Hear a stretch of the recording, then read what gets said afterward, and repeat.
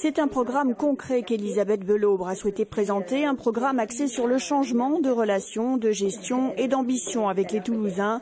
Elle entend soutenir les filières courtes, une économie verte, créatrice d'emplois locaux non délocalisables. Un projet qui me tient très fortement à cœur, qui est celui de la création de la première école de maraîchage biologique que nous allons créer au domaine de Candy, parce que la ville de Toulouse a une régie agricole.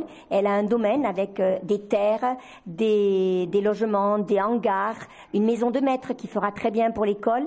Et cette école, elle formera au maraîchage biologique de manière à ce qu'on puisse accompagner l'installation des élèves ainsi formés pour former des nouveaux agriculteurs, des nouveaux maraîchers au niveau de la ceinture maraîchère toulousaine. Et ces maraîchers, on les accompagnera à l'installation, ça sera notre économie au service de l'emploi. Et on les accompagne dans la commercialisation en accompagnant aussi l'installation de primeurs dans tous les quartiers. Et ces primeurs vendront des produits bio à des prix évidemment qui seront inférieurs au pire égal à celui qu'ils trouvent dans les grandes surfaces et qui n'est pas biologique. Cette passionnariat de l'écologie est aujourd'hui loin des Verts qu'elle a, dit-elle, quitté pour leur trop grande inertie. Et si elle espère faire un bon score au premier tour, malgré une campagne modeste, environ 5 000 €, elle envisage un ralliement à Pierre Cohen pour le second tour. Si je ne suis pas avant lui, il sera bien obligé d'accepter tous les projets qu'il a bloqués pendant le mandat. Et c'est pour ça que je me présente vis-à-vis des Toulousains, parce que je pense qu'il s'est trompé.